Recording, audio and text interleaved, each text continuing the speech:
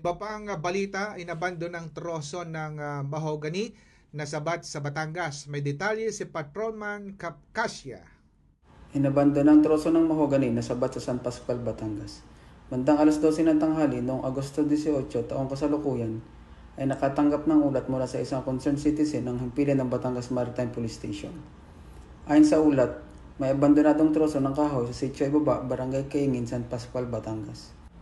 Agad na humingi ng tulong ang tauhan ng Batangas MARPSTA mula sa Department of Environment and Natural Resources, DENR Lipa.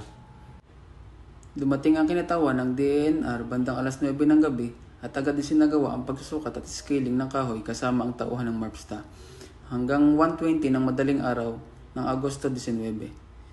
Sa kabuuan, 100 peraso ng troso ng mahogany ang nakumpiska na may tinatayang kabuuang sukat na 1,900.35 board feet.